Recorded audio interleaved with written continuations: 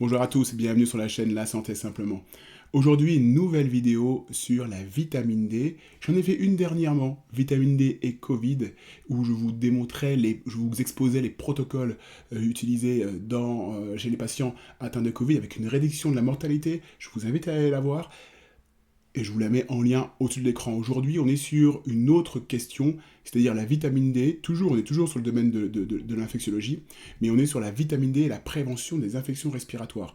Alors, gros sujet aussi, très important, on va aller un peu plus loin dans les protocoles aussi. Si vous êtes médecin, cette vidéo vous intéressera parce que justement, elle peut modifier votre prescription et vous allez voir pourquoi. En tout cas, retenez une chose, c'est que la vitamine D, généralement, c'est quoi? C'est santé osseuse et prévention, en tout cas stimulation immunitaire. La vitamine D, c'est aussi une hormone, elle fait plein de choses dans le corps, mais généralement, ce qui ressort, c'est surtout santé osseuse et on va dire stimulation immunitaire. Et quand je dis santé osseuse, c'est aussi pour ça, premier point, c'est qu'il y a deux grandes recommandations en vitamine D, c'est chez la petite enfance, et c'est après 60 ans une fois, ou après 55 ans, ou après 50 ans une fois que les femmes sont ménopausées. Ensuite, les recommandations, c'est flou. On n'a pas vraiment de réelles recommandations officielles des autorités sanitaires. En gros, c'est un peu faites ce que vous voulez. Ce qu'on sait, c'est qu'il n'y a pas de vitamine D quand il n'y a pas de soleil. Et ce qu'on sait aussi, c'est que la plupart des individus maintenant sont enfermés. C'est un peu métro boulot dodo, mais encore plus qu'avant.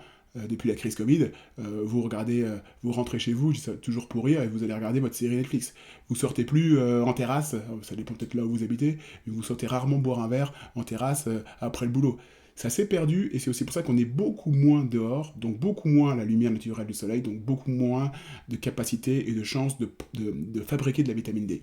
Donc ça c'est un constat vraiment qui est important, je pense, à savoir et à retenir, et c'est aussi pour ça qu'on a de plus en plus d'études qui nous démontrent que la carence en vitamine D donne une multitude de pathologies et qui nous démontrent que le fait d'amener de la vitamine D peut prévenir des pathologies, et c'est le sujet de la vidéo, prévention des infections respiratoires.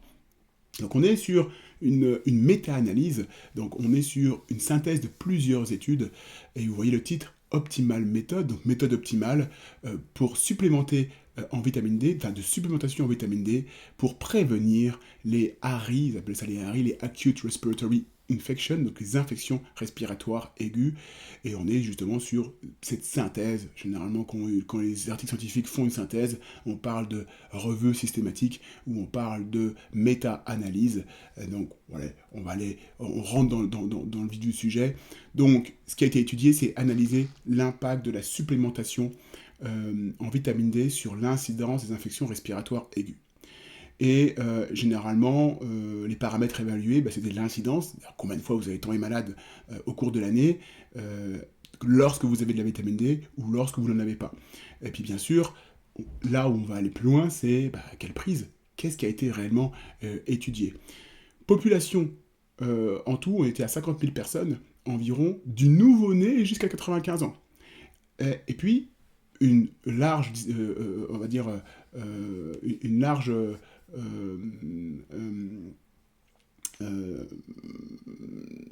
répartition. Je vais y arriver. Désolé pour ce.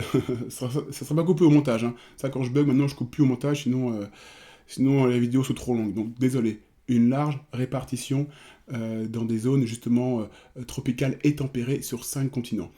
Donc, échantillon varié des personnes qui avaient des problèmes de santé, notamment comme l'asthme, mais également des personnes en bonne santé. Comme je vous le disais, 43 études, et ils ont étudié l'administration de la vitamine D, c'est-à-dire est-ce qu'il fallait la donner de manière quotidienne, est-ce qu'il fallait la donner de manière mensuelle, hebdomadaire ou même en dose unique. Il y a plusieurs études. Là où c'est intéressant, c'est là où vraiment vous pouvez réfléchir jusqu'au bout, parce que là, moi je trouve que ça a été vraiment intéressant. Dosage moyen entre 200 à 4000 unités par jour, et vous allez voir ce qui s'est passé. Voici les résultats.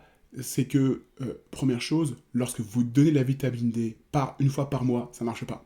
En tout cas, ça ne marche pas selon cette méta-analyse, ça ne marche pas sur les infections respiratoires aiguës. Ça ne marche pas pour les prévenir. Peut-être que ça marche pour la santé osseuse. Là, on est bel et bien dans la question justement des infections respiratoires aiguës. Ça ne fonctionne pas lorsque vous donnez une ampoule de vitamine D par mois.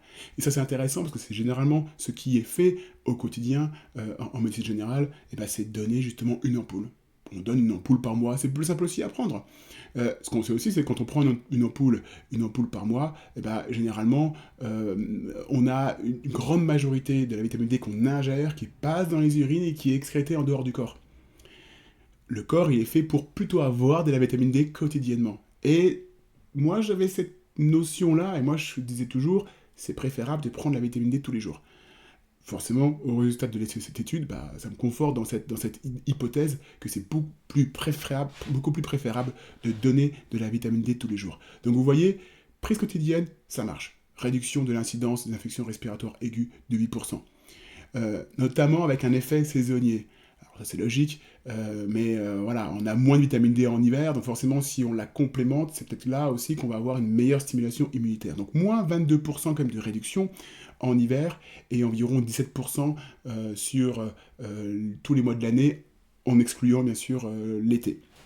Donc ça, en gros, ça fonctionne, et si vous voulez stimuler votre système immunitaire, ou en tout cas prévenir les infections respiratoires, eh ben, il faut prendre de la vitamine D plutôt tous les jours, et puis 2, eh ben, quel est le dosage?